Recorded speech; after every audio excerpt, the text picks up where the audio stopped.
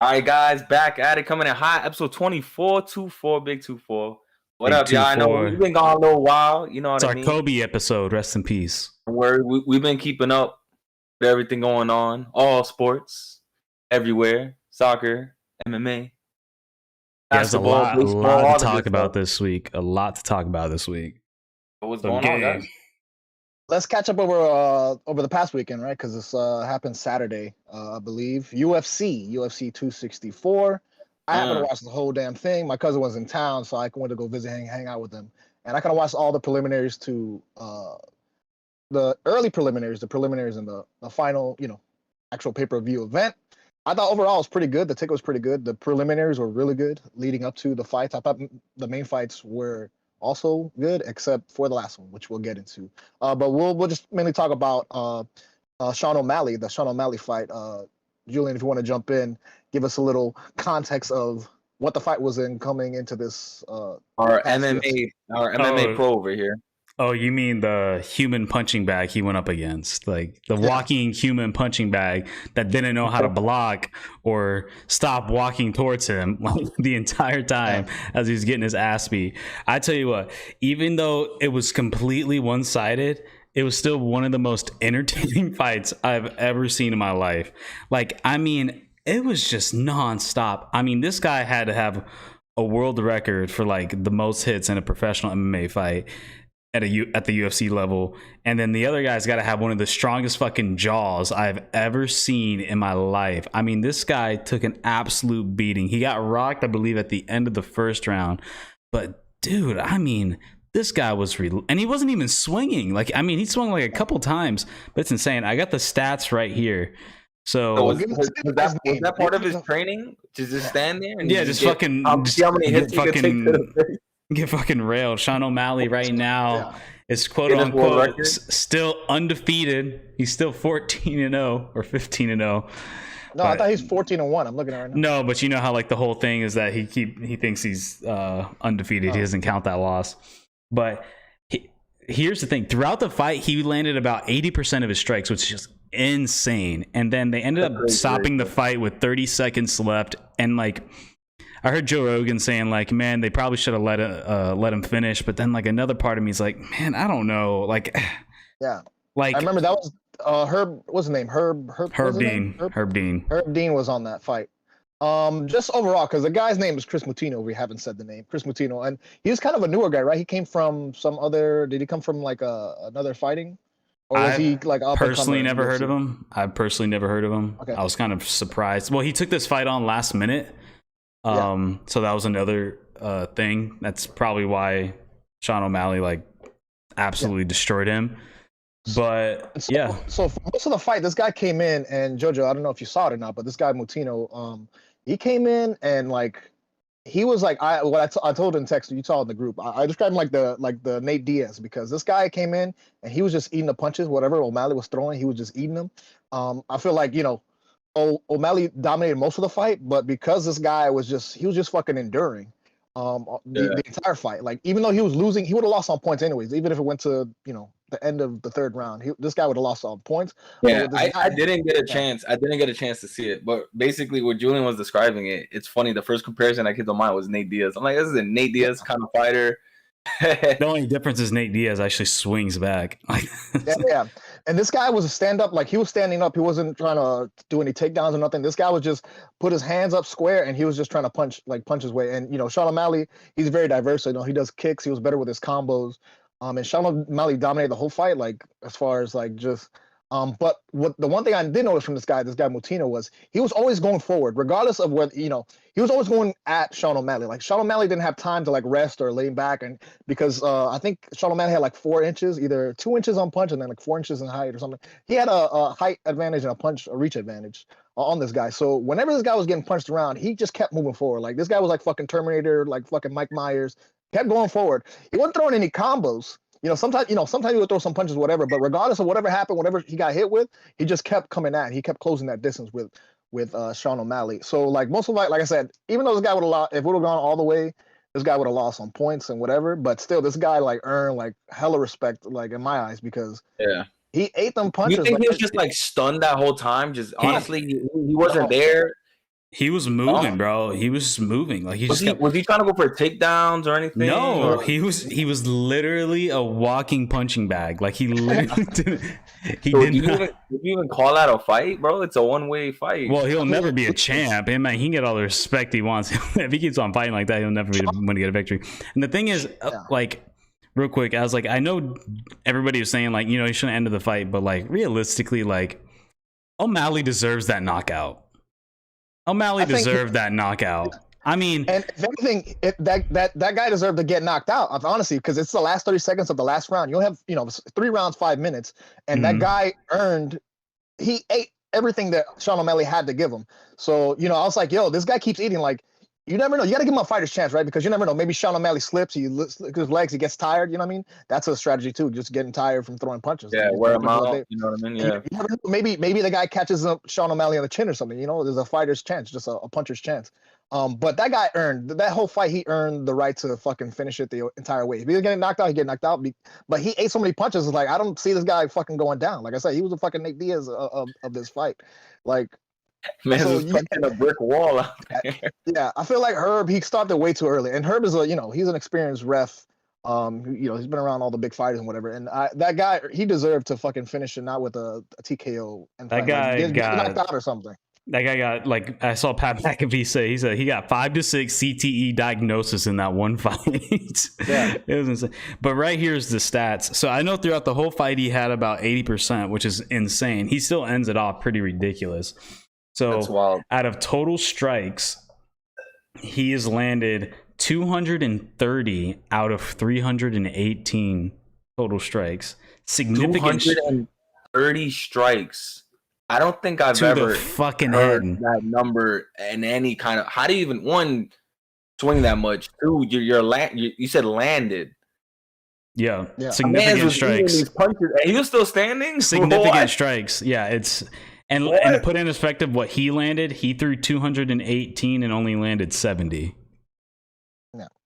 And like those are probably like half-ass shots too. Like they're not like punches in the rib or in there, probably caught him in the back, caught him in the arm. Couple leg kicks. They weren't impactful. But how could this guy take all those hits? Like I just don't understand. Like is that part of his training? He just stands and he gets punched in the face. It's gotta be a talent, bro. It's gotta be a skill because I don't know how else he survived, bro. Like I said, he didn't get knocked out because they called it early. So, I mean, I didn't see the fight, but I'd like to see this guy in his next fight if he's willing to actually fight back. That would be interesting. Who knows? If he can last that long, and if he actually try to defend himself, and if he was actually a good fighter, he would almost never get knocked out. Like if he was an actual, that's insane. That's unheard of. Yeah, it was ridiculous to win. So. Yeah, that was it for that Sean O'Malley fight. I don't know if you got anything to say on because we want to talk about the main fight, Julian. I mean, by the way, the whole card was awesome. Like every card was multiple great. Knockouts, right? Oh, everything was a lady that got her. She got a cut right here. It looked like another mouth. It was like another mouth. She looked like she got another mouth. She looked like she got another mouth. The former NFL defensive end star Greg Hardy. But that was a quick fight. I mean, got fucking rocked. Got rocked by this Polynesian guy, and then we had the oh my god, what's my drawing a blank? Steve Wonderboy Thompson and Gilbert Burns. That was a pretty good fight. Went to decision. Gilbert Burns won because he's just probably one of the best wrestlers in the UFC right now. It's a little bit of a boring fight, but I mean for diehard UFC guys, it was pretty. And wrestling people, it was pretty entertaining. Yeah. But yeah, now to the final fight, the one everybody was waiting for. We would hope we'd finally see an end to the trilogy, but it looks like it might happen again. Looks like they might have a 4. Before you even get into it, Julian, because we all saw Poirier, McGregor 2, and we even had an episode on it. The podcast was already set up. We were talking about that. We were waiting how long for this? A decent amount. Yeah. McGregor and Poirier to get back in the ring together. But carry on. Man, I don't know how to rate. I don't know how to look at this fight. Dustin was winning that fight clearly, but then it almost really makes me wonder if something, because clearly to me, McGregor cracked it or did something before it actually broke. Whether it might have been in training, whether it was during the fight, something might have happened. Like, because, you know, he hasn't fought a whole lot recently, and like maybe his bones just aren't, like, he hasn't toughened up. Like, I don't know, but like I kind of heard O'Malley kind of talk about it on, I saw him do an interview with Pat McAfee, and they kind of think maybe with all the boxing training and everything that it's kind of affected the strength of like how his body can hold up against kicks or something like that. But something definitely happened. It looks like it probably clearly affected the way McGregor approached the fight, whatever happened. Because the fact that McGregor went, shout out to Teddy Atlas, guillotine. By the way, ESPN have the worst fucking analysts doing MMA. It is why the fuck is Stephen A. and Max Kellerman and Teddy Atlas fucking talking about UFC? Like, well, you know, and I see their takes, man. Honestly, they're shit takes. Like all respect to they're Teddy trying Atlas. to get on the hype wagon with what's the most popular thing going on, and I hear them talk about it. Yeah. They get into these ridiculous ideas, and well, I love how Joe Rogan right? and Daniel Cormier like kind of put them in their place in a sense. Like, you hear them, like they say something, and then like one of them will automatically be like, no. And it's hilarious. All respect to Teddy Atlas though. No, it's a boxing they made the genius, comparison, but like that he's the new Ronda Rousey of the MMA world. That's it. Man. He reached his peak. He's lost back to back. Technically, in my opinion, I'll get my take on it. He didn't lose that fight. You know what I mean? That was a freak accident. He was rarely see that. I mean, you know what I mean? For whatever the reason was, from what I saw in the fight, it looks like he wasn't really planning his feet right when he was swinging. His feet, you know, I guess, I don't know, you know, in terms of his training, like you said, he's probably more focused on the boxing aspect. But I personally don't think his career is over. And I think this just makes a greater story for a comeback. You know, back-to-back freak accident. You know, if and when he gets better, if he has that next fight set up and he gets the win, man. Sometimes, man, the hardest thing is staying on top while you're on top, right? That's the realest challenge. You know, he worked his way to the top. Back to riches. You know what I mean? He blew up the sport. Yeah, he might have gotten distracted. There's all these reasons. You can say anything about his little downfall. It is a little downfall he has right now. You know what I mean? He's at the low end of his current career because he was so high up. But I think this is gonna make a beautiful story for a comeback. And for McGregor. And another thing too is like, people are going to trash McGregor, but like, let's be real though, he's losing to like one of the strongest to people in it's like the strongest division in one of the strongest divisions in all of UFC, and he's not losing to some slouch. I mean, he's losing to Dustin Poirier, which is probably going to be the next champ, which it looks like. And if we go back to the second fight, I think he was winning that fight until he got caught, and then this fight. And this fight, it's hard. Like I said, this fight's a hard one to judge because, like, who's to say like what happened when he got injured and stuff? Like, Dustin was on his way to win that fight if it didn't break or what. But who's to say like maybe if there wasn't some sort of fracture there affected the way? Because it clearly, to me, it clearly did. Because like some of the things like halfway through that round that McGregor was doing just didn't seem like normal McGregor. Like I said, man, going for that guillotine. Shout out to Teddy Atlas. Like I don't like. I don't know, man. I don't think. Well, Poirier is getting a title fight. Like, you can't make him fight McGregor again. I think the only way I think they're going to fight each other again eventually. I think for sure. But you got to give. I think you got to give Conor. Don't give him a Cowboy Cerrone, because don't give him another guy like that. Give him another kind of guy he's challenging for the title. And let him work his way back up. Don't make him put him up against some scrub, but like give him some decent competition. And then, yeah, you know what I mean?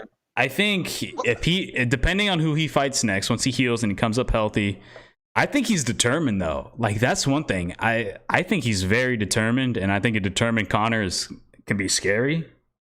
Like I said, I think whoever he faces the next fight and he loses, then he might be out the door, honestly. Yeah.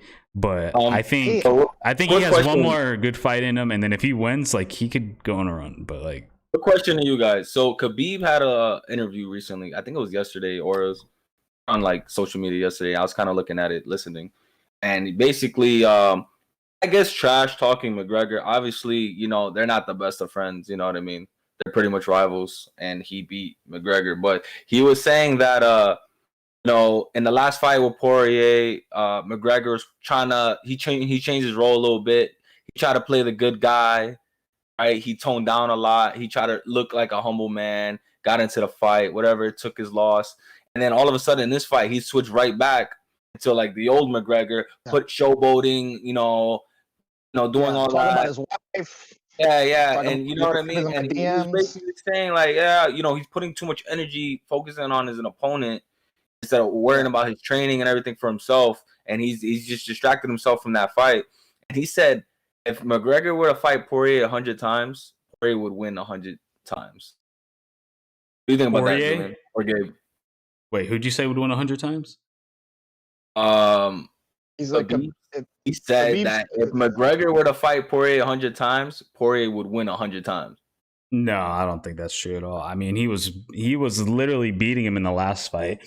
Like I said, it's hard. These last two fights are weird because to me, obviously the second fight was clearly definitive, but the thing is, like, they've been it's not like he looks terrible though. Like, it's not like you're looking at like old Anderson Silva and he's like, dude, you need to leave. Like, McGregor's like was winning rounds. Like he looks good at times. And I think maybe just a refocusing, and like I said, it's hard to judge this last fight because a freak accident did happen. As much as you can say what it is, a freak accident did happen. Even before, who's to say what a fracture or anything happened. To me, he still has a future, whether it be getting a title shot. He's definitely going to do a Nate Diaz fight again. That's definitely for sure going to happen again. I think that's not going to happen for a while. I think he really wants to push up for that lightweight title.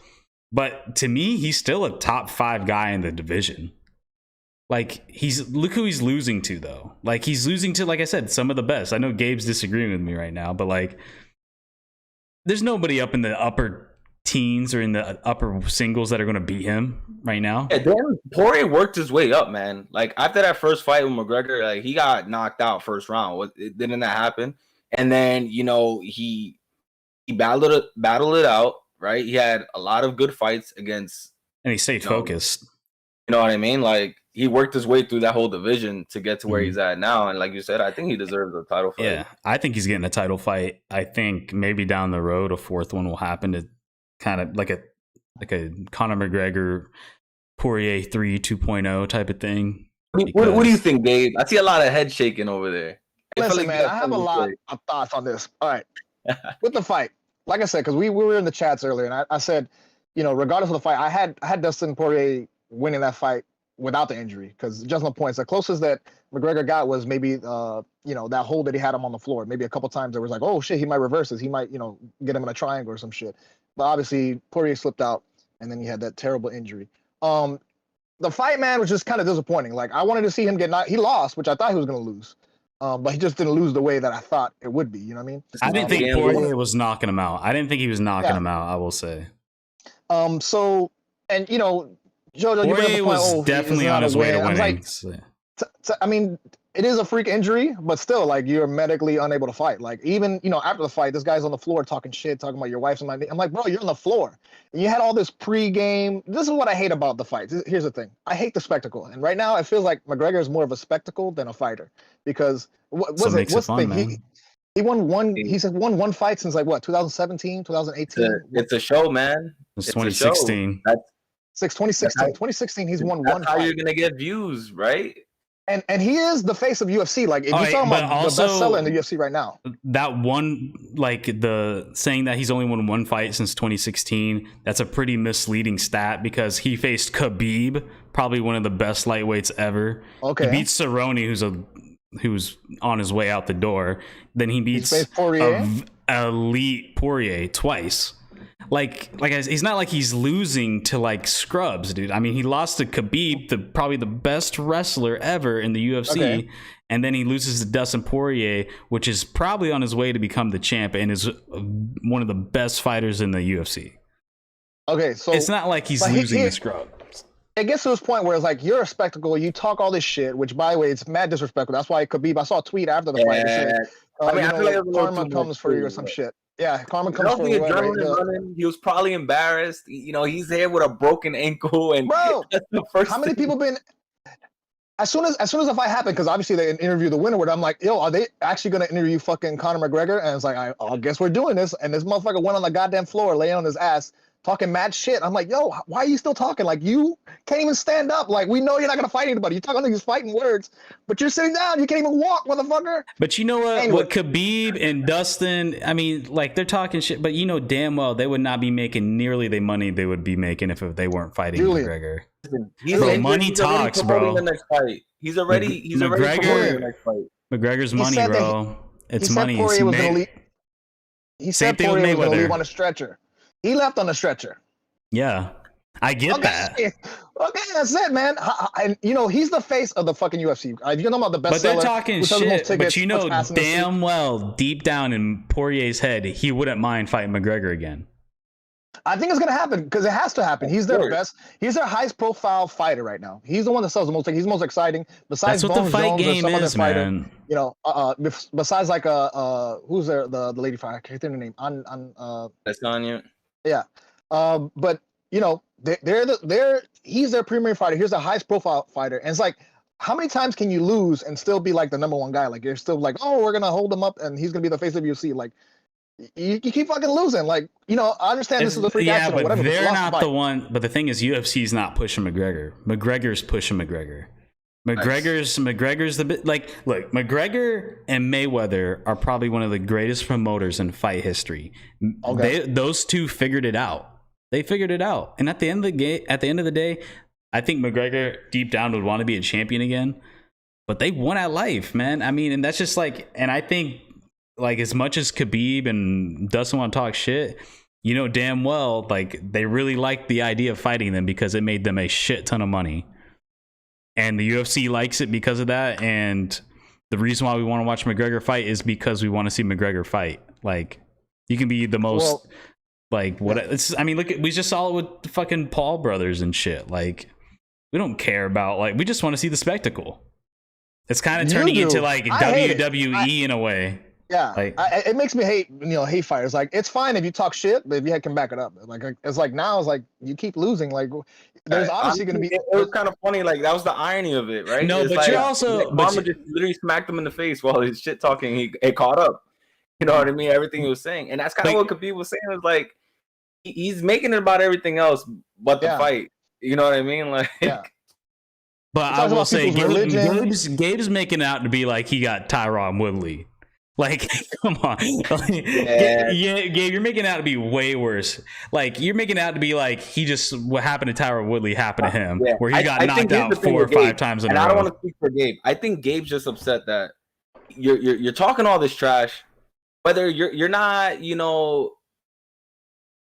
of your prime, like, but you're not winning to back it up, right? Is that kind of what you're going for? Like, no, I get that. He's not walking the walk. You know what I mean? He's not doing the walk. I get it. That's why I could see that, but it's for the views.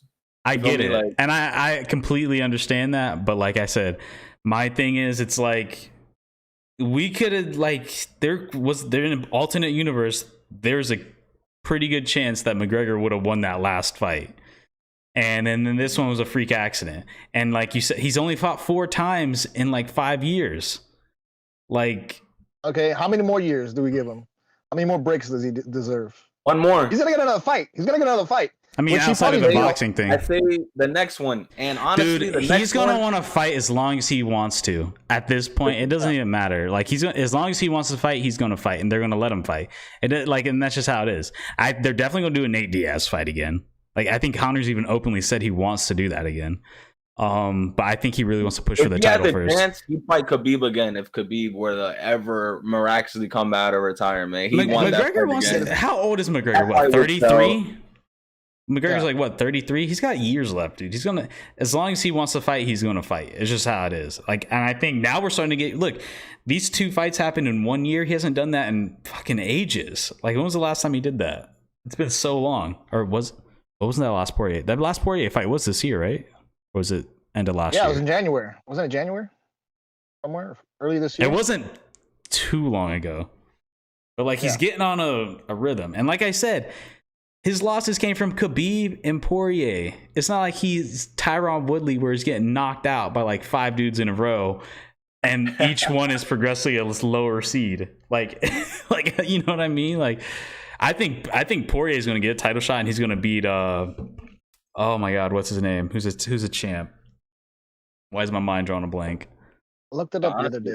Because I think Dana's going to say to his word, because Dana said whoever wins this fight's getting the title shot. And that was Conor's shot. If he would have won that fight, that would have been his title shot.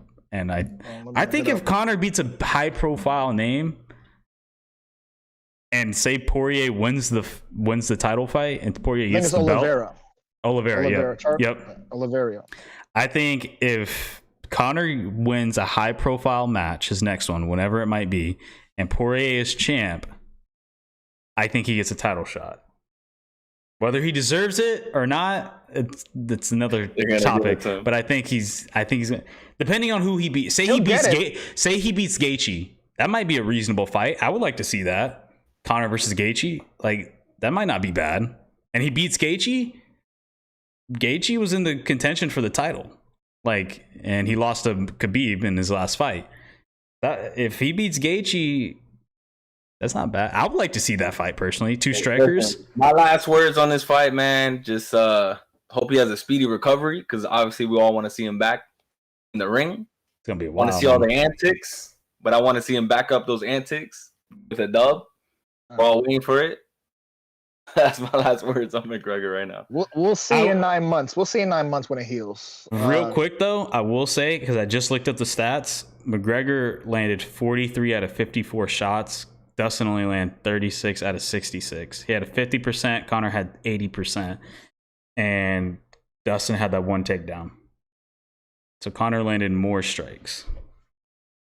Well, there was a lot on the floor, too, because he was, like, punching in the head. And listen, I don't want to get back into this fight, but everyone's judging that first round off of that 1 takedown. Like, everyone knows McGregor's not the best. That's all I want to say. That was the stats, because I figured we should talk about it. Everyone thinks Poirier won that first round just because he got taken to the ground, which was defending it down there. It is what it is. That happens. It is what it is. Let's get into international news, because we had a soccer this past weekend. It was the Euro football. Cup.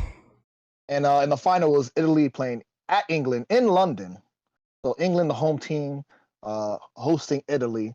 I actually didn't start watching this game because I was just fucking around doing some other shit. But then I saw on Twitter, they're like, oh, the first 2 minutes, England scores. I'm like, okay, now I got to turn it on. I got to see, because this is crazy. How do you score like in the first 2 minutes of a fucking match?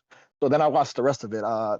I know, Julian, you've been watching soccer all weekend, right? So what do you have from the match? I've been watching soccer all month. I've been watching Copa America and Euros. Personally, I'm more of a South American, North American soccer fan, because I think it's a more physical game than Europe's. Europe's a more technical game, so it's not as physical, and I think that's why I don't enjoy it as much.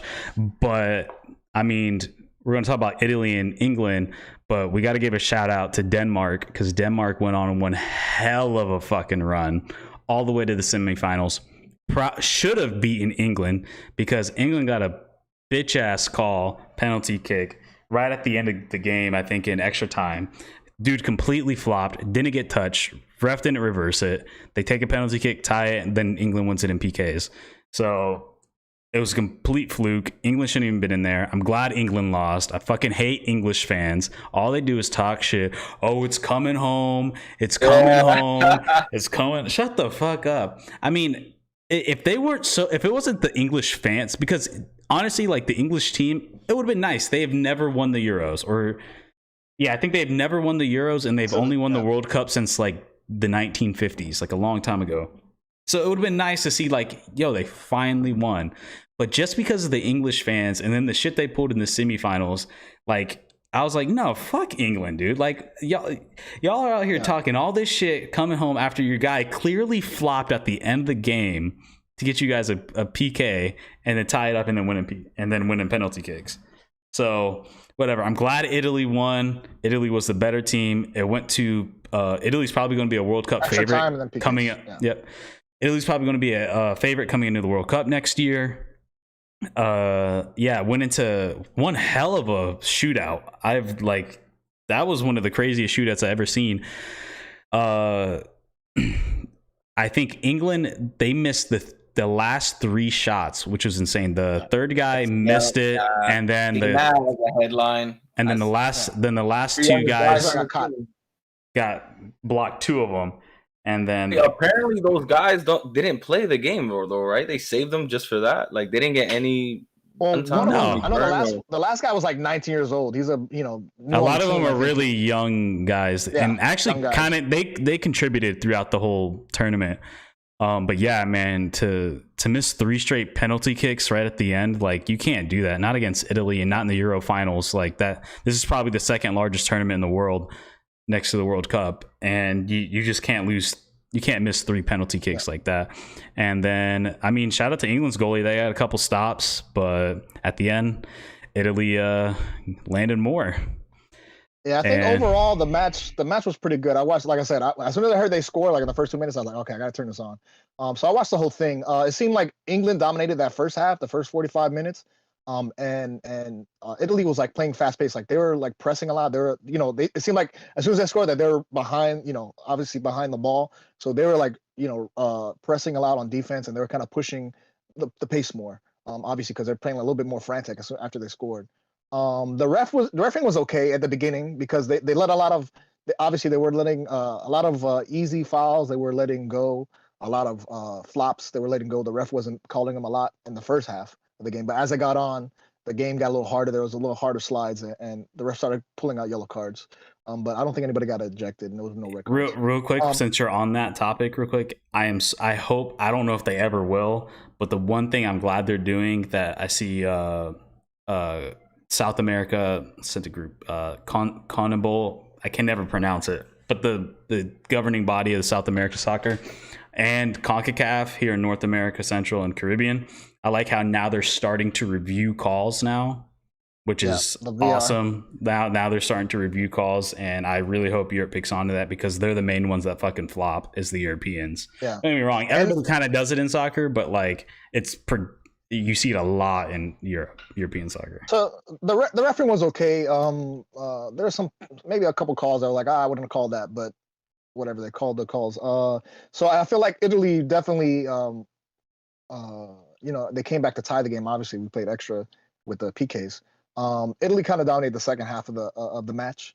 And you can just see these guys were tired. Like by the end of the game, we were like in the second extra time. Like you see, they made substitutions obviously, and then most of the teams were gassed. Like so, and a lot of people complain. I guess we can talk about this too, Julian. How you feel about it? Like, should a game finish in PKs? Because it's like, these guys out here, they're playing all these matches. It's like, should it just be some arbitrary, kickers where we just kick 5 times and see who has the most? Should a game, a match end like that? I don't know how you feel about that. But I'm kind of the opinion of like, y'all played 90 minutes, then you played extra time. Like, what's it, another 15, another 30 minutes? In the tournament, right? They do extra time? I thought they didn't.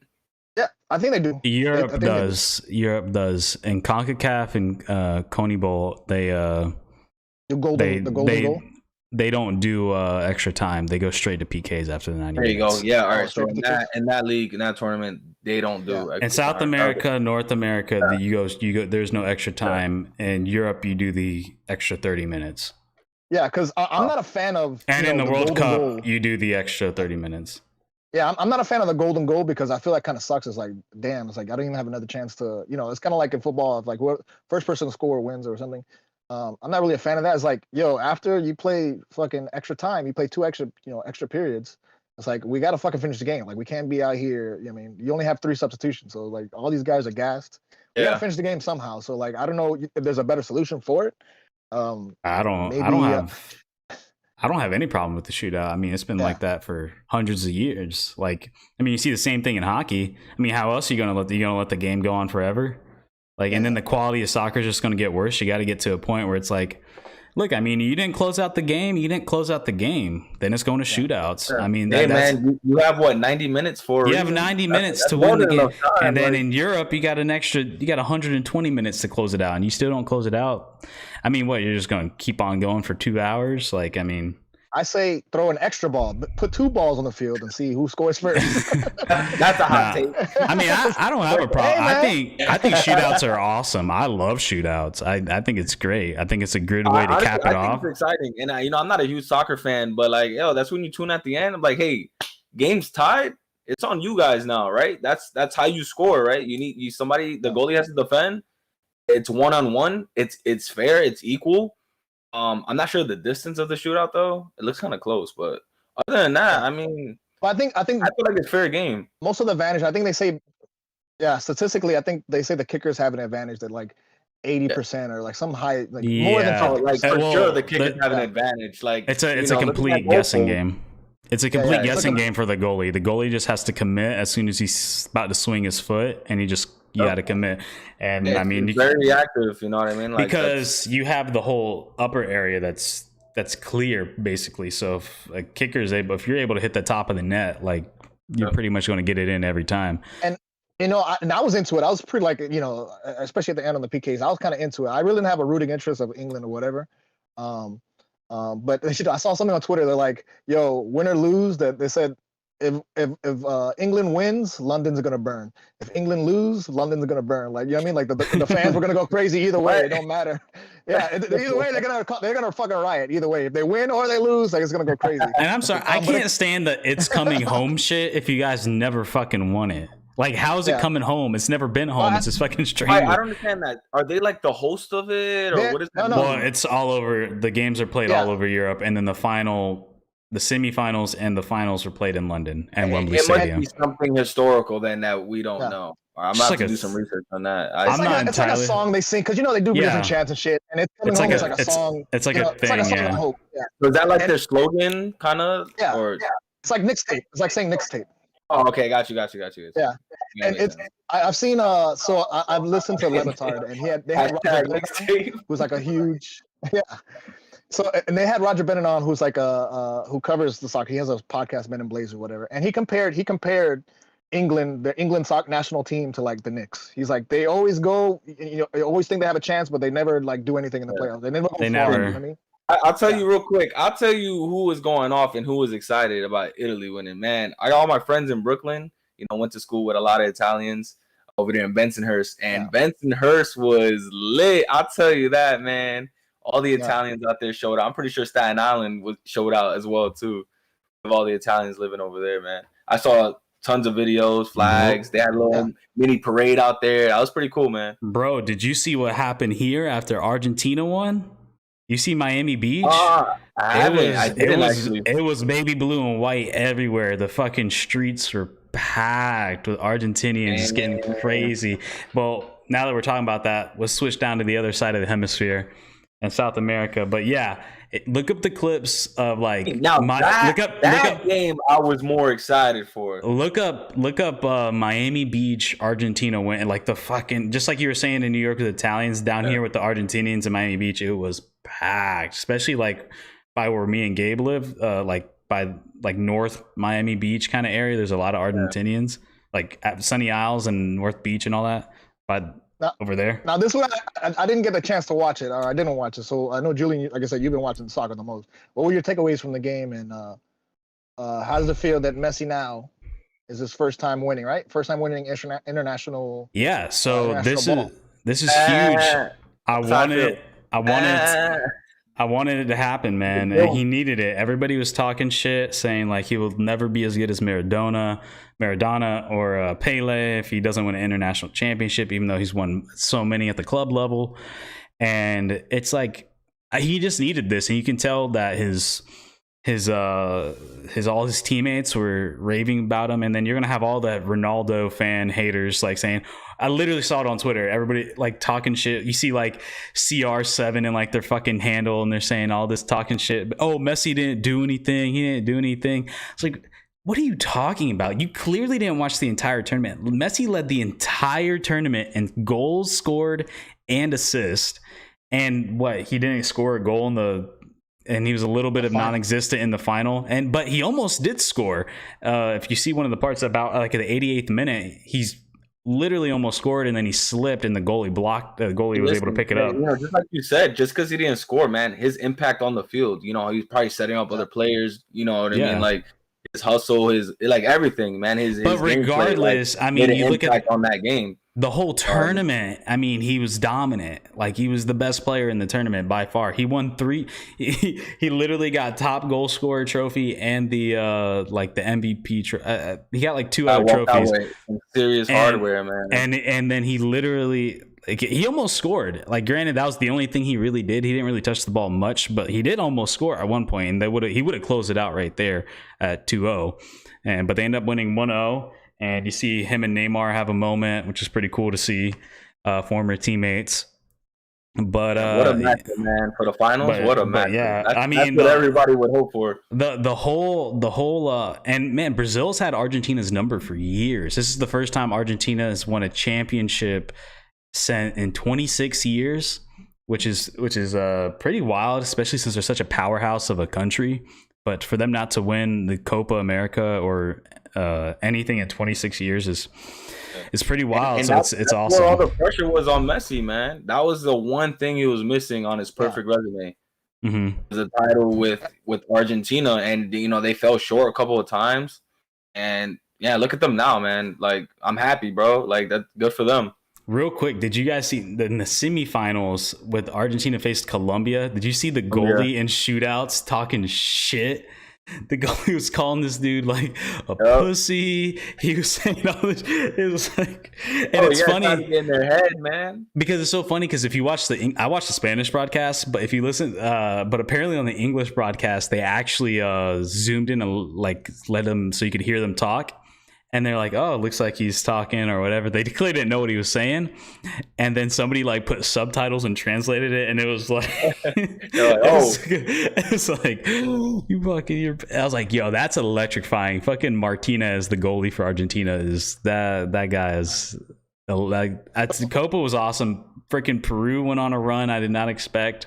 A lot of Peruvians are super hyped, but man, let me ask the question now, because it seems that he could never win and whatever. The only comparison I can make it to is like Kershaw, right? Because there's like Kershaw can have an amazing regular season, but then he can never, and he kind of clamps up in the playoffs. So the question is Messi the GOAT? Yes. I can't. My thing is, I mean, he's the best player I've ever seen. People like to say Ronaldo. Ronaldo's great in his own respect, but Ronaldo plays number 9. Messi's a 10. So it's like Messi has he does a little bit more. Because he's a midfielder and not a striker. And the creativity he has and what he's able to do, but not to take anything. Like, I don't know why people have to like put one down and put another up, but like, because Ronaldo's just as good. But I will say Messi I haven't watched enough Maradona.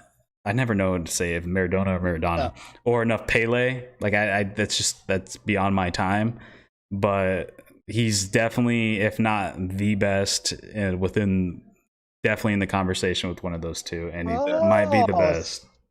Okay. Honestly, I don't know too much soccer, so I'm not gonna chime in too much on that point. But we're just gonna have to pull up both accolades on CR7 and Messi. And I was looking at their awards. Well, I don't think CR7 has upper hand right now. Well, CR7 is right, was that international. Yeah, CR7. I mean, I don't think he's one of the best ever. He's one of the best in our generation, but I don't think. I mean, you still got to look at the Brazilian Ronaldo. I mean, like I said, and then there's a lot of guys in there, man. Like, it's awesome. But now that those two tournaments are over, I am real quick. Gold Cup, CONCACAF is coming up. I mean, it's already started, so now I'm on to that one. That's awesome. Let's see who's going to take it home. I'm rooting for my home country, Costa Rica. We beat out fucking who do we just beat out? Oh, Guadalupe. I've never heard of that island, but beat them out 3-1. Our big challenge in the group is Jamaica. Jamaica looks really good. But I think we should win the group and go on to the bracket.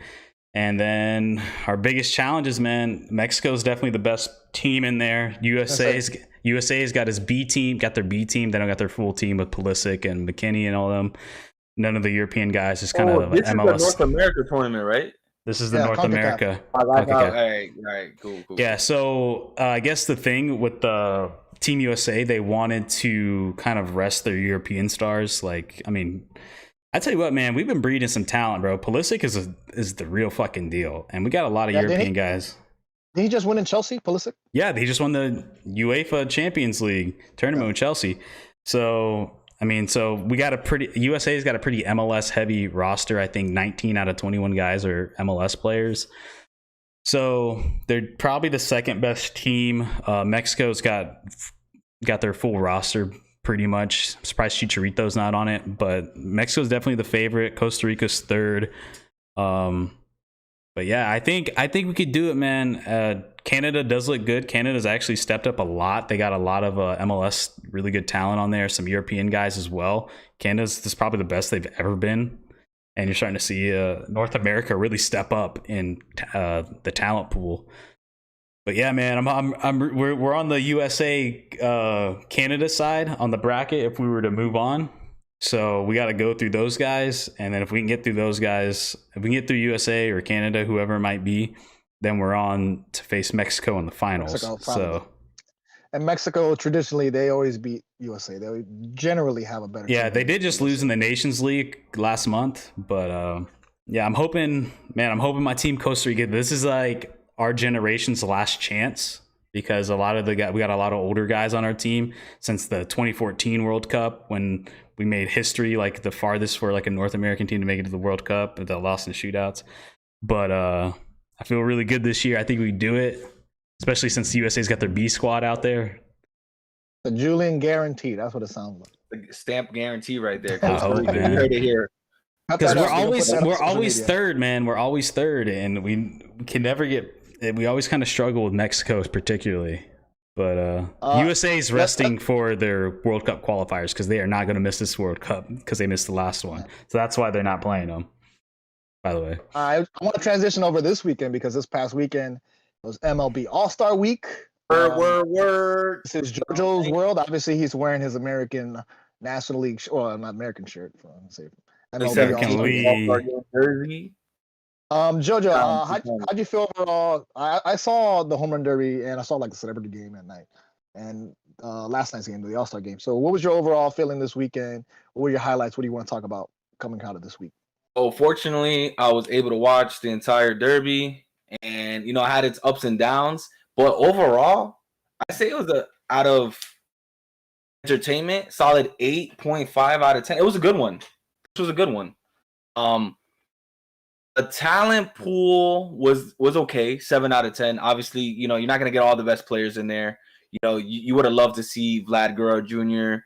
come back and try to see if he could win that title there. But man, there were a few surprises. Let's start off with your guy Ohtani, man, the number 1 seed, and I was waiting for him to go at bat. Right, you got Babe Ruth Jr. fucking yoked, bro. No, listen, man, this guy is he's a pitcher leading the league in home runs right now.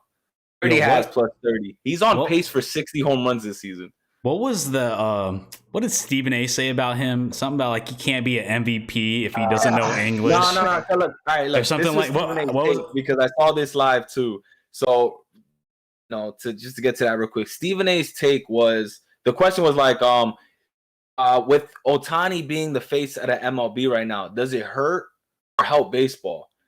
Now, his take, if I'm not wrong, was basically saying that it's really not benefiting baseball. And he used a lot of the facts that you use with, baseball being a dying sport right now. language. You know what I mean? Like the fans are generally typically older. They're not bringing in the young guys. They're not really excited about the games. You know what I mean?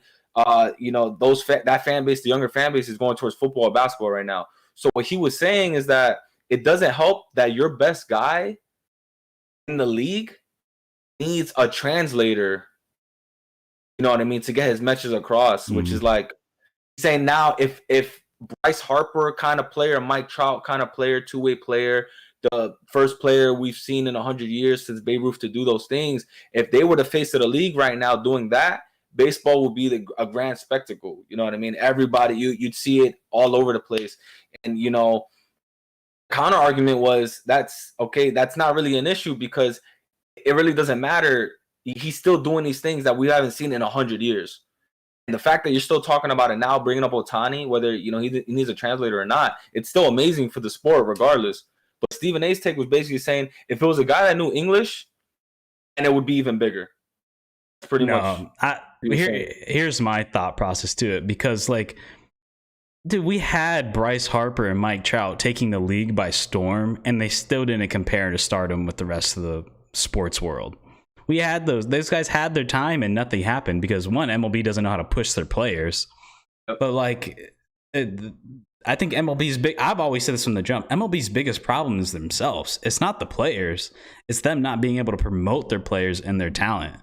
And that the idea that not having somebody that's just, to me, that's just so ridiculous. I mean, we were literally just talking about Messi, and everybody in the entire world knows Messi, even if they don't speak Spanish. The entire world knows it, and he has made soccer such a big sport. And then you look within the own sport, Ichiro is one of the biggest names in baseball, and he says he knows English, but he likes doing interviews in Japanese because he feels like he can portray himself better than he. But he says that he's talked. You know what I mean? Yeah, come across the wrong way because he said that he speaks English to his teammates, and all his teammates say, yeah, he speaks just fine. I guess he's just maybe a little self-conscious or just doesn't want to be taken the wrong way. But it's and he's not we've had numerous of big name people come from Asia, and look, I mean, what makes that even worse too, it's look at what the NFL's trying to do. They're trying to go to Mexico and go to London and make it more international. Why not have a massive star that comes from Asia and help spread the name of baseball over there? That's just, to me, that's insane. Why would you not want that? I mean, it's not like you're talking about Dominican Republic where it's only 2 million people. I mean, you're talking about one of the most densely populated places in the world, and they have a poster child of their sport. I mean, NBA is playing in China now and all this stuff. Sure, you want an American to bring more American eyes, but we've had that, and it hasn't worked in a while because the MLB doesn't know how to promote their sport. And I can agree, like you said, two of the biggest names, man, hasn't really accomplished anything yet, man. Your guy Mike Trout barely made playoffs. He was the face. He's the best player in the league. Guy Bryce Harper, you know what I mean? He gets traded, and then his team wins the championship the year after. And he hasn't had any success yet, in the playoffs or anything as well. And again, Max's point, Max Kellerman, who was going against Stephen A, but I was kind of agreeing with it. It really doesn't matter. You speak English, you speak this, you speak that, man. It's what you're doing on the field, right? Yeah. This guy is a pitching phenom, leading the league in home runs, who's not from this country, who adjusted to Americans' baseball rules. Obviously, it's going to be different in Japan. They, alter the rules a little bit. Oh yeah, man, it's just amazing to what he's doing. And this guy, home run derby, number 1 seed. He didn't win it, but starting pitcher in the All-Star game got the win, and leadoff batter. When have you ever seen this? Ever in the history of the sport? You barely even see pitchers hit the ball. They do their one go round, and that's it. But yeah, man. I mean, that whole language. People want to see this sport and for what it is. I mean, and that's it. I mean, shit. Look at the UFC. How many of those motherfuckers don't know English? Those Brazilians and stuff, and we love to watch them. That's my biggest criticism too, because I'm like, yo, now they're trying to push, ESPN made this deal with UFC. They have whatever 10 years, and now they're trying to push, you talked about it earlier about they're trying to push Teddy Atlas and Max Kellerman and Stephen A. Smith to the UFC, and these guys don't typically cover UFC. I understand Max Kellerman because he does boxing. Well, Teddy same Atlas thing doesn't make sense because he did only boxing. He doesn't really know UFC. The guillotine, and then I know he's getting into it though. He's getting into it, but yeah. And Stephen A. Stephen A's coming out here with this hot take of in American baseball you have to speak English to be the face of the league. I'm like, yo, aren't you trying to cover UFC, which is like mostly Brazilian fighters? Isn't Khabib like from another country and he's like the number one fighter undefeated? Like, and this is the sport you're trying to cover. You're trying to say English is a requirement for you to be a superstar in your sport? Like, whoever watches Superstars just for the press conference, I'm just like, I want to hear what he says, and if I hear what he says, then I'm gonna buy his jersey. Almost never, bro. Well, that's what I'm saying. Like, we literally just saw it with Messi and Ronaldo. Like, and we're not even just talking about America. We're talking about the whole world of people that don't know Spanish, and yet, and I'm not even a soccer fan, but you damn know. Like, I know about these two guys. Yeah. And then you look at them, and they're the face of soccer or football. Like, they're the face of it. Like, it's just like. Yeah. So good point bringing that up, man. But like, he made his apology on ESPN. Obviously. Back to this derby, man, because that's what I really want to talk about. So Ohtani was the first one to go, and I thought that was probably the most exciting part of it because he plays Juan Soto, and I thought there was like the best one out of all of them. It was the first one to start, and like they hit like fucking like almost 40 home runs. That was exciting because they had two ties. They had two ties, and if it wasn't, this is how great Ohtani is. Yes, he lost, right? But he literally didn't have a home run, or he had one in like the first minute and a half. He hit 20 plus or like 18. I forgot what it was. With half the time after he made his adjustments. Now he should have made his adjustments earlier. First of all, that is not a lefty hitting field over there in Colorado, and he kept trying to pull the ball. His first mistake. His second mistake was BP pitcher. He hasn't thrown to him since March. They haven't practiced together since March. And I don't know if you saw, Gabe, but it was kind of funny. They asked like, "Oh, can we get warm-up throws?" And they were like, like we don't no warm-ups here. Like, what are you guys doing? They luckily enough, they got a few warm-up throws there. You know what I mean? You got to be ready to go. Like, that's it. You know what I mean? That's why you have BP in the back, and when you come out, you're ready. I don't know what that was about. Well, that could have been miscommunication. But guess what? Ultimately, it suffered his performance. You know what I mean? Two, he has enough power. I don't know if you guys seen this, man. I don't know why he kept trying to pull. He was strong enough to go center right. Like he could have hit Oppo. You got to make the necessary adjustments. In a competition like that, which I feel like he failed in that aspect. But he still ended up catching up. He was gassed. I know you saw how tired he was. That Colorado air hits different. I didn't hear anybody bring up that fact, but man, the altitude, you're super high up. You know what I mean? You're not used to playing or training in that environment, so that could have been a factor as well. Let me ask you about. I was gonna just a real quick thing about Ohtani, because I haven't really watched any baseball this year, but like I know he's like really big on his hitting, but like is he like a great pitcher, or is he kind of like above average? He's a great pitcher. Right now, I know his ERA kind of skyrocketed off the last few games, but oh man, he's a shutdown pitcher. He's a starting pitcher. He's a starting pitcher. Yeah. A starting pitcher. How about this, Julian? The next day when he was playing the All-Star game, he was hitting 100 miles an hour. How about that? Throwing strikes. Right after the home run derby. He got the win. Yeah. He got the All-Star win. He got the win. So, and actually it's funny because I heard afterwards, actually they were asking him in the All-Star game, because we're talking about the home run derby with the All-Star game the next day. They asked him, they're like, oh, well, so, you concentrate on pitching, there's two different attitudes when you pitch against a guy and then when you're hitting against a pitcher. I was like, so what goes into your preparation? And I think he said, like, he admitted that, like, he doesn't do any, like, BP practice. He doesn't do BP. He says all his work he does is in the cage. So it's, like, on a tee or maybe, like, a machine that he doesn't even, like, go out and practice. Because that's the problem with a lot of times. So we talk about how rare it is because a lot of times pitchers are like the quarterbacks. Franchises, they don't want to injure injure their pitchers because they're, like, one of the premier players on the field. And they're usually one of the highest paid. And so they don't get a lot of BP time, unless you're like in the National League. Even if you're in the National League, they don't get a lot of chances to get in front of a bat with live pitching, curveballs and shit, because they're out there throwing every day trying to get stronger. What's his batting order? Is it still at the end, like a normal pitcher? He's a DH, and sometimes they'll switch it. Like I saw one game where he pitched the game, and he had a hot bat, so they put him back in like right field. Like, so he pitched like 7 innings. They took him out to pitch, but then they put him in right field. Just to keep him hitting. That's what I was going to ask. Like, so if he's not so when he isn't starting, is he still hitting? They put him as a DH. He does DH. They'll DH him because he plays for the Angels, which by the way we're talking about.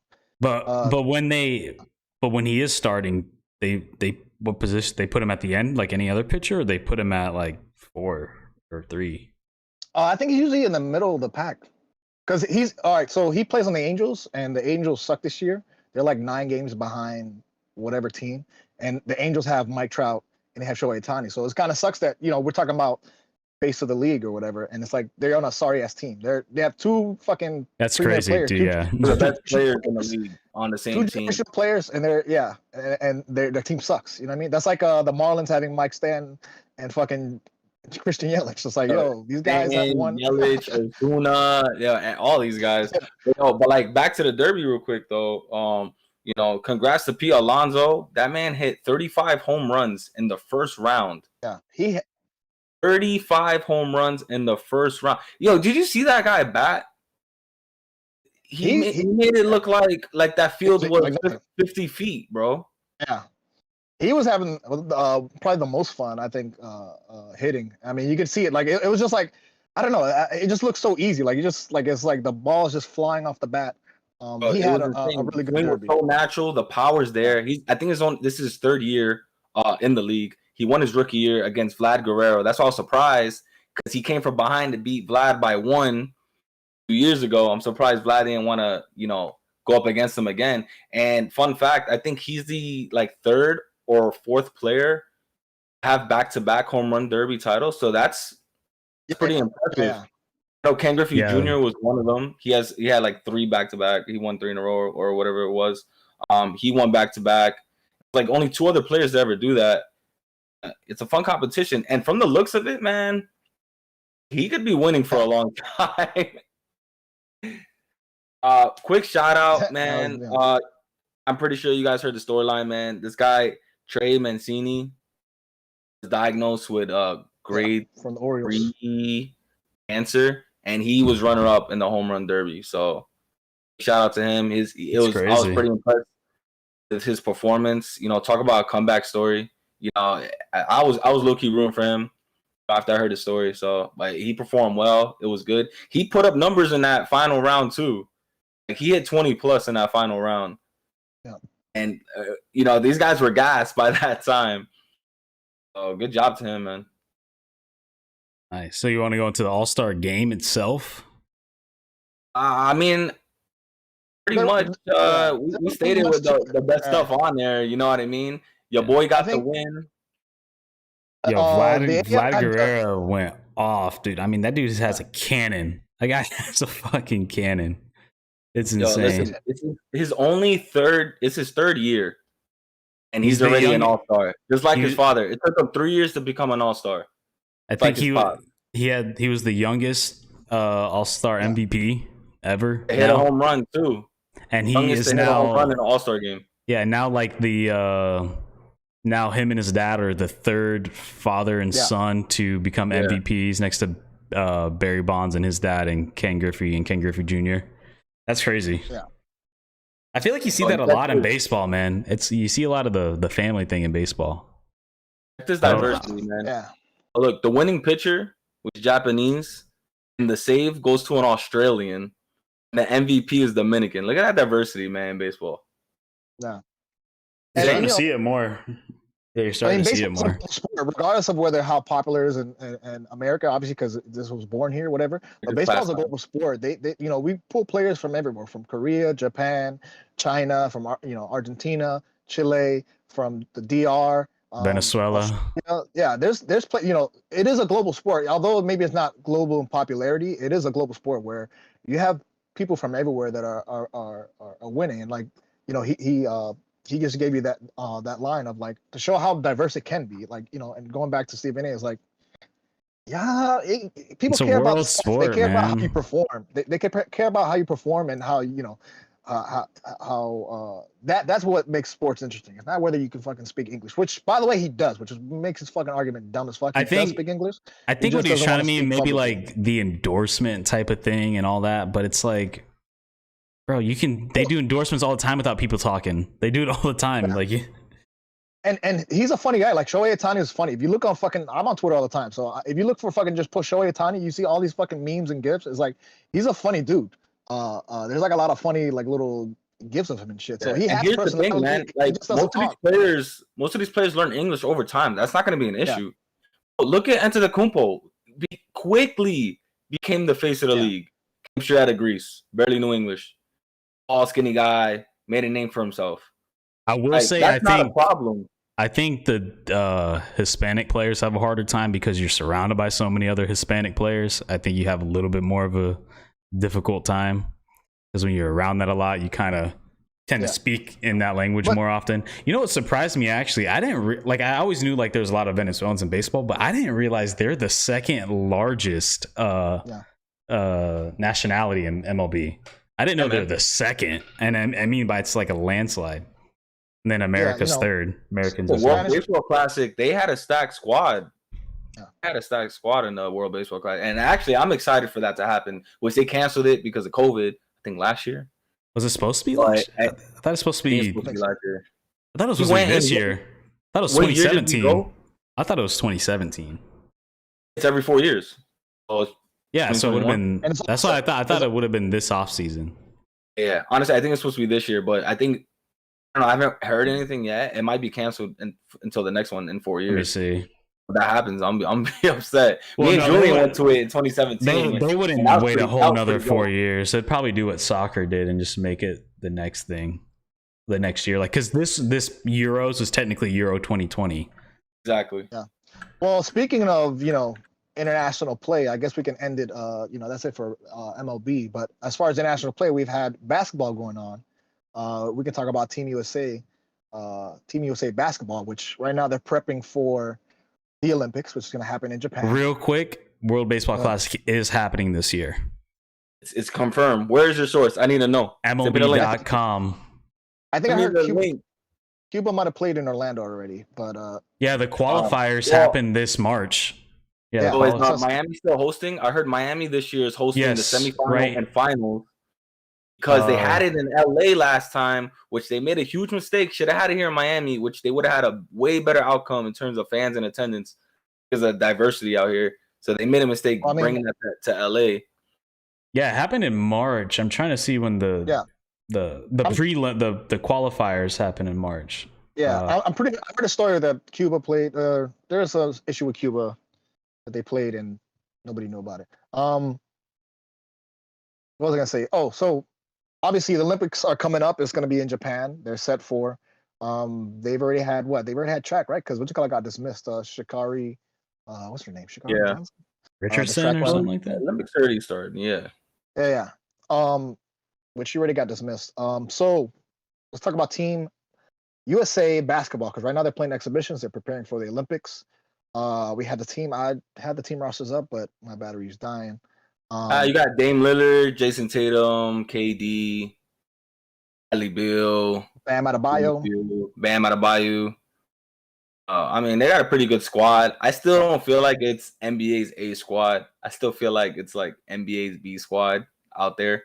Yeah, they're all talented players, man, but it just doesn't feel the same, especially with them going down 0-2 the first two games. Even though it's real quick.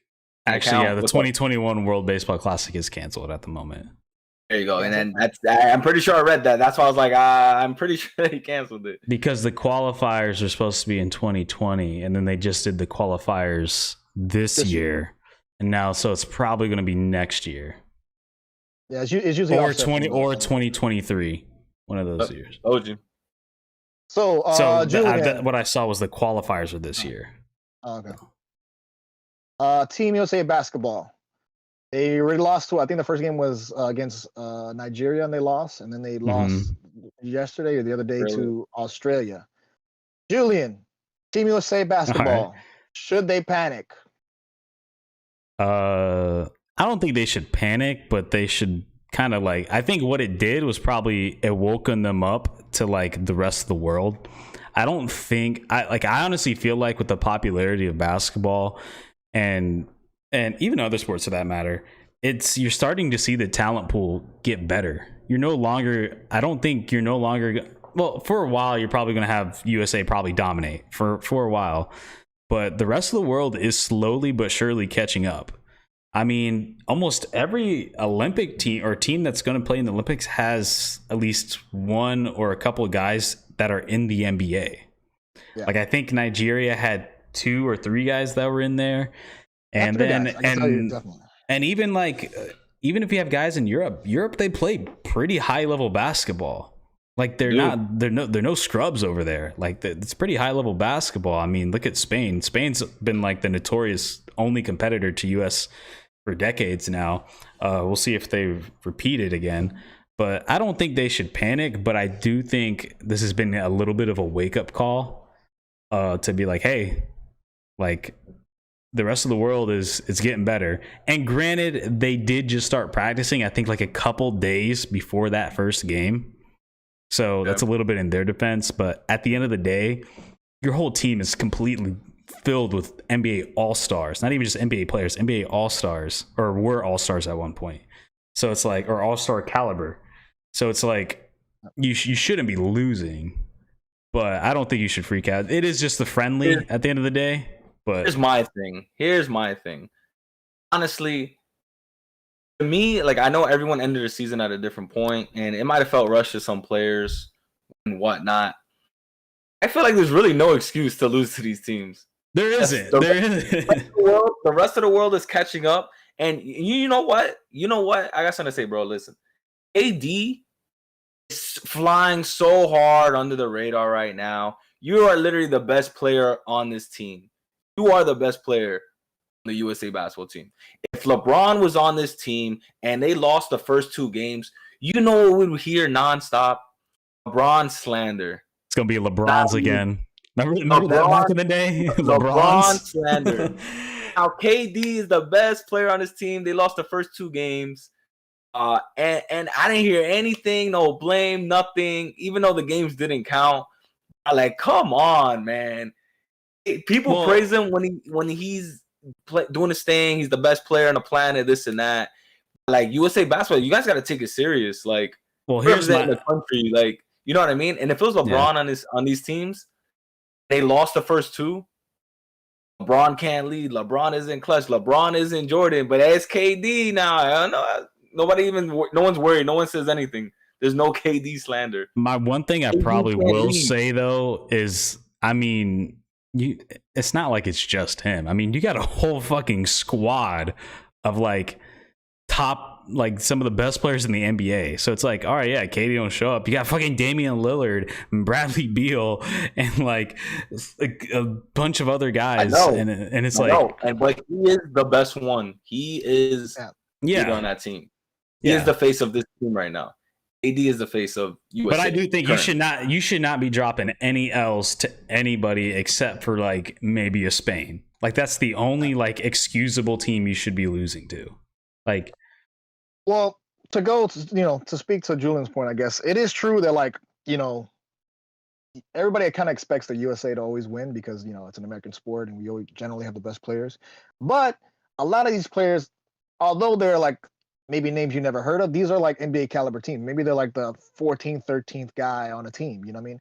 I can tell you the Nigerian team, there's 3 Heat players. There's KZ Opala, there's Precious, and Gabe Vincent, which Gabe Vincent's like a... And I'm sure a lot of those guys play in Europe too, which is very competitive. There's professional players, as far as professional NBA players. And there's also, guys that come from other teams. Ella Vadova is on, was it the Australian team, I think I saw? You got your boy Luka playing for Slovenia. Yeah. Down over there. There's that caliber. And like you said, like, it's not guaranteed. Like, and, maybe USA doesn't have the best players because everybody's trying to, heal their bodies, right? Because Steph Curry's not playing. LeBron James, I just saw LeBron James with the That's why I'm like, this is definitely like their B squad, man. Yeah, they don't I saw James Harden in fucking Monte Cristo. He was high as fuck. He looked like I don't know what the fuck he was doing. So maybe we don't have the best squad, but kind of everybody expects us to have the best team, right? Because it's our sport. They don't have the best squad, but they still, I think, by far the best team. That's the expectation. Yeah. The expectation is. That's what I don't think it's the expectation. I think it just is. I mean, like, dude. I mean, even though you don't have Steph Curry and you don't have LeBron, dude. I mean, look at the team. Like, it's insane. Like, it's still a stacked team. I mean, their bench players are like Jason Tatum. Like, it's just like everybody else expects us to dominate. I actually think, I mean, should they panic? I mean, is Kyrie on the team? Kyrie's not playing right now. He's not playing. Injured, remember? Oh, that's right. Yeah, I forgot. Yep. Yeah. So like you said, this is like our B team. I don't expect them to go that far. I remember when was it like 2000 something? Well, Dwayne Wade team when they won they won silver. Like they didn't win the whole. The LeBrons. Yeah. Yeah. I think it was 2008. That 2008. It was like 20. Yeah, it was something like they lost in the semifinals and they won bronze. They won in 2012 though, right? 2012. It was like kind of. It was like I think LeBron was still in Cleveland at the time. I think it was back then. All right. I think AI was on the team. AI was on it. It's not too early to hit the panic button. They shouldn't be hitting the panic button. But still, like, I would hope that they wouldn't lose to another team at least. Like, because come on, like. The one that really worries me was Nigeria. Like, Australia, I mean, I think is probably a better team. But, like, Nigeria is, like, not even close to being a competitor. Yeah. Like, they're not even close. And the fact that they lost to them was, like... They lost a close game. It was, I think, 90-87. So, they lost on shooting. I didn't watch it. It said something the last time they played them, they beat them by, like, 60 points or something shit like that. It was something absurd. I don't remember what it was, but it was, like, the last time USA played Nigeria. It was, like, by, like, 60, 70 points or something ridiculous. Yeah. So, let me pose the question. Let me pose a question. Like, how do you guys feel about? Because I haven't watched any the USA basketball. I'll probably watch the Olympics when it's on. But as far as the exhibition, I have like no interest. But like, what is your guys' level of interest going into the Olympics as far as basketball? Like, are you just like, oh, I expect them to win, and if they lose, that's a bigger story than them winning? Or are you gonna actually like interested, like, oh, let me see what kind of international play there is? Now that they lost the first two games, it actually made me more excited to watch it because I'm like, okay, like Julian said, there's some level of talent out there, which does make it more exciting. You know what I mean? You don't want to see them win by 50 every game, like which we were accustomed to. It did kind of get boring, in a sense. You know what I mean? You want to see better games. You want to see better quality basketball. You don't want to see one-sided basketball in the Olympics. It's just not entertaining. Like, who would want to see that? Ultimately, I do feel like they have to win. Yeah, I mean, if you're USA, like, it's gold or bust. Like, it's there's no silver. Like, it's like we are the country that invented it. We're the ones that are the biggest market for it. We have the best players in the world. Like, it's gold or bust. Like, for Team USA, we have the best players in the world, but do we have the best players on the court?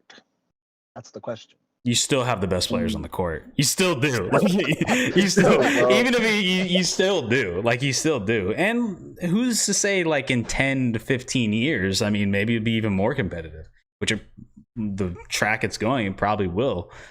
But I've always loved, I love international play in general, like, whether it be soccer, baseball, or football, not football, basketball. So I always think it's pretty cool watching either the Olympics or even the FIBA World Cup.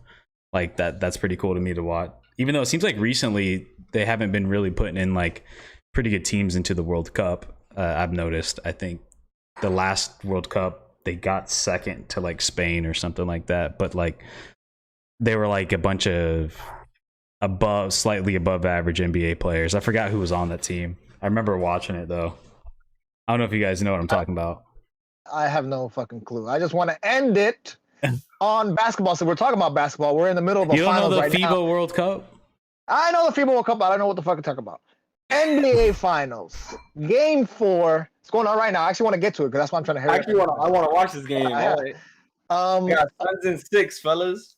Obviously, Suns are up 2-1. They're playing Game 4 in Milwaukee. JoJo's because you've probably been watching. I've watched all 3 games. The last one kind of sucked, but what are your overall thoughts of the series, and what do you kind of expect today and tonight's matchup? All right, so I got Suns winning in 6. Here's the thing. Let me switch over to the Bucks real quick. They're getting a lot of criticism this whole playoff run.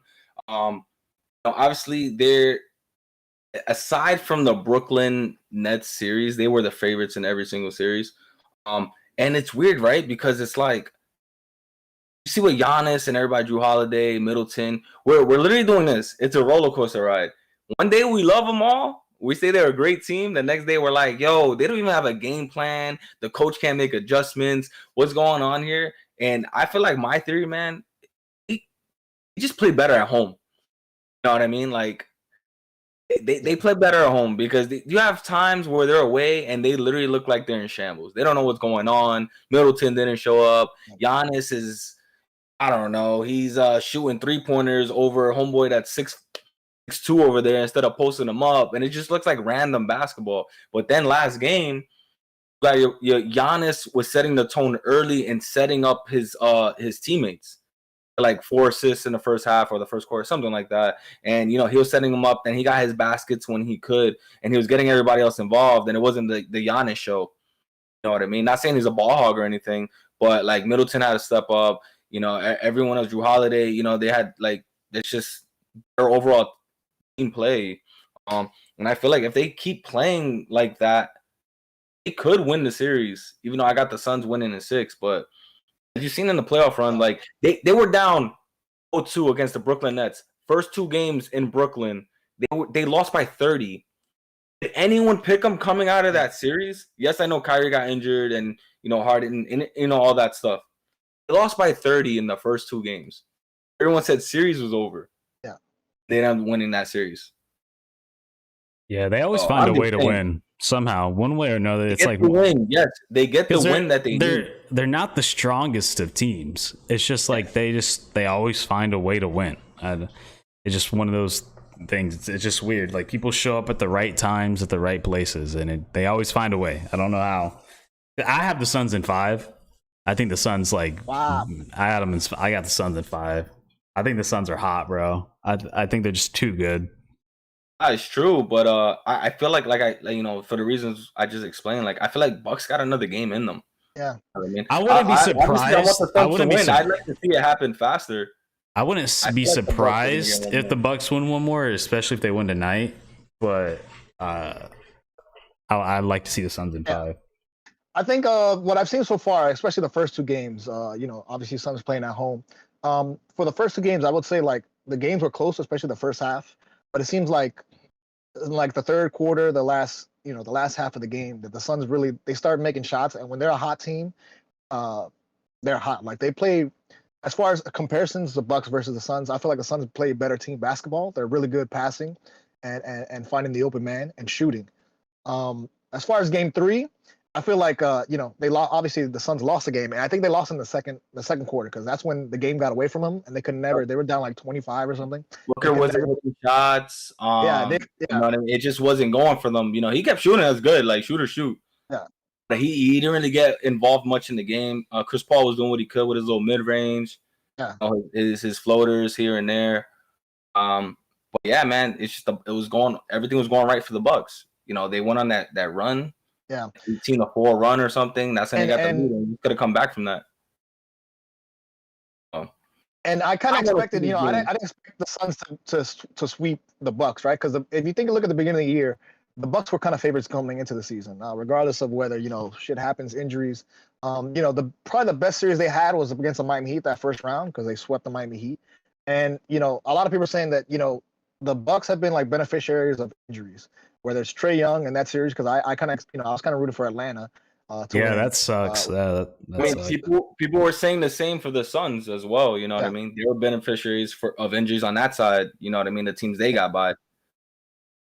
But so far, as far as game 3, people kind of expect them to come in and just be pissed off, right? It's the first game back home and kind of win. So this game, I kind of think the Bucks will win. I'm with you, JoJo. I got the Suns in 6. I kind of expect them to win tonight. I haven't been watching tonight, so hopefully we'll see. But I think the Suns got a better team as far overall. coaching, everything. I think, like I said, That's so Budenholzer, I much think, is an overrated firepower. coach.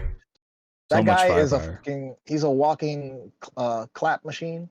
I've never seen anything in his schemes that like, oh yeah, they're adjusting or they're making changes. It's like, no, it's like, yo, give Giannis the ball at the 3-point line and see if he can fucking try to shoot around this guy. You know what I mean? See if he can drive it in on ISO. It's like, no, they don't have a plan. Like their plan is, they only have one plan. They're like very one dimensional, the Bucks. So I don't see them making huge adjustments in this series. So it's like if the Suns are shooting and they're hot, I got the Suns in 6. It's more of like how much do the Suns want to win? You know, I don't see really the Bucks making adjustments. So it's like how eager are the Suns to beat out the Bucks? So hopefully we can get that to that game tonight. We can see where they're at right now. I don't know. Do you think it'd still be 6 if Suns win tonight? Do you think it's still 6? I still got 6. Yeah, they got one game. Still got 6. I still got Suns in 6. They could get one. They could get one. Even if they're down 3-1? Yeah, I mean, who's to say they won't win the next one? Yeah. But I mean, we shouldn't happen in playoffs and finals. I mean, hey, they won't win 3 in a row. I'll tell you that. They won't win 3 in a row. They'll probably get one. Yeah, it's just too much firepower on that Suns team. They're just too good.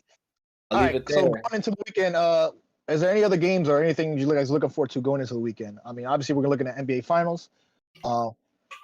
Julian, what sport are you looking forward to? You looking forward to the CONCACAF? Is that it? Yeah, just more soccer. Honestly, I'm really invested now that I got my country in there. Just watching a lot of those. I wanted to go to a game. They're playing in Orlando. I want to go, but I don't know if I'll be able to.